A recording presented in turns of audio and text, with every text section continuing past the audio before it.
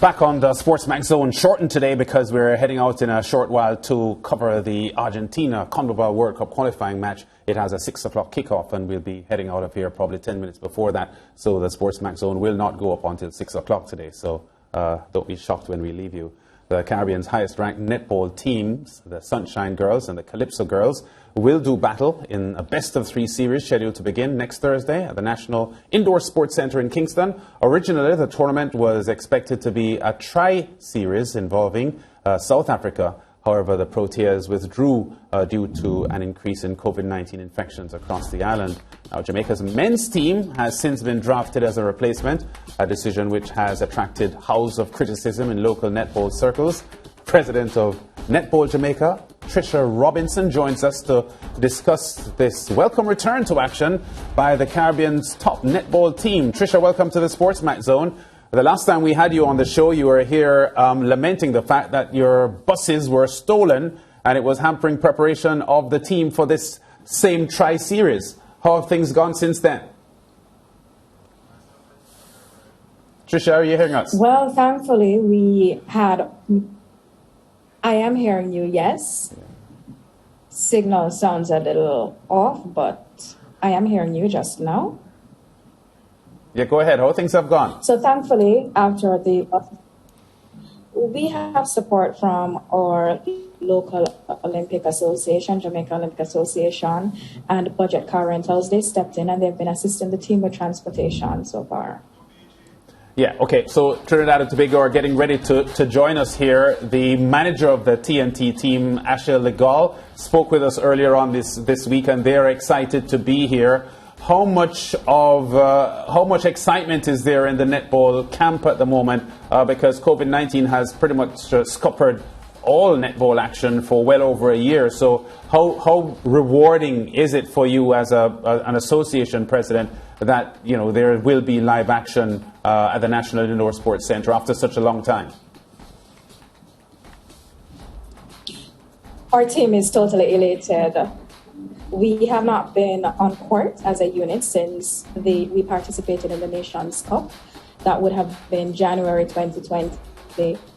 So this will be our first outing. It will be on local soil. And we're really excited about being on court with our Caribbean sisters.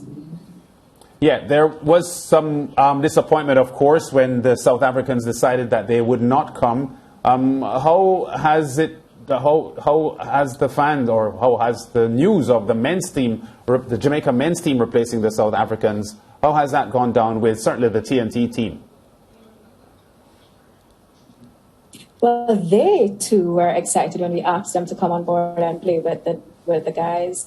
They too play with their male team in practice sessions. So the experience of playing with the Jamaican male team is going to be new for them. They'll certainly be exposed to them. And they, as a matter of fact, their first practice game will be with the male team. Oh, that's great. Now, there's no question that the local girls will be welcoming the return of the overseas pros. The same is true for Trinidad and Tobago because they have Khalifa McCullin and Samantha Wallace from the Suncorp League in Australia rejoining the local setup. So they are preparing to challenge a Jamaica team, which may not be full strength, but TNT has certainly beefed up its team with the pros. What is the target here for the Sunshine Girls in this assignment? Of course, both teams getting ready for Commonwealth Games next year as well. Okay, you know, every time the Sunshine Girls step on court, we never take our opponents lightly. So this is preparation for us going into England later on. Well, in a couple of weeks' time, we're supposed to be there November 12th. And so every game that we play, we take it very seriously. So it doesn't matter the ranking of the team. You can never, ever underestimate your opponents. And we give all respect to the Trinidad ladies. Every time Jamaica steps out on court, every team we play always give it 110%. So we are prepared for our Caribbean sisters, and we hope that it will be a fantastic time on court for both girls, both sets of ladies. Yeah, how much of a preparation do you think this series will be, though, for the England series coming up next month, as you mentioned. England just recently defeated the world champions New Zealand, so obviously the English girls, the Roses they call themselves, are in top form. How much momentum are you hoping that the Sunshine Girls will get out of this series before they head off to England? Excellent point, Lance, and that's one of the reasons why we invited our male counterparts to be a part of this series, so they will be able to give us the added competition edge that we need, the high intensity in the game.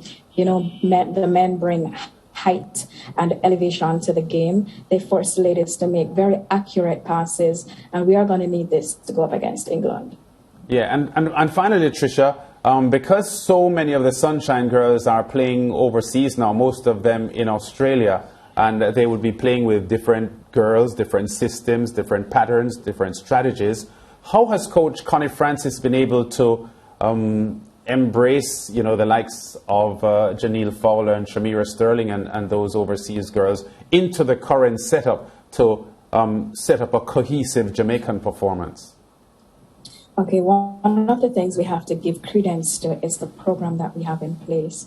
These ladies have been playing together for the most part since they were at the age of 14 in our development squad. So it doesn't matter where they go to play, their style as a Sunshine Girl will remain the same when they come together as a unit.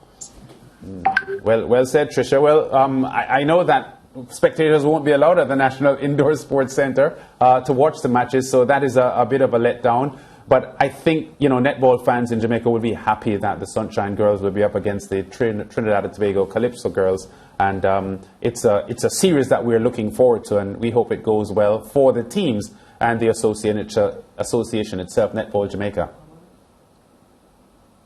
We certainly hope so too. I mean, we are the #1 team sport in Jamaica, and the girls really appreciate the fact when our spectators or fans come on board and support us. They won't be able to come inside the indoor sports center this time. However, we will be streaming the games, and so our fans will get an opportunity to see it. Okay, thanks, Tricia. We'll be in touch. All the best for the series. Okay, that's Tricia Robinson, Netball Jamaica president, and talking to us about the series coming up between Jamaica, Trinidad and Tobago, and the men's team, the Jamaica men's team. That wraps up the show. We will be heading over to World Cup qualifying football, Paraguay, at home to Argentina. And we say goodbye from the SportsMax Zone until Friday at 4:30, 5:30 Eastern.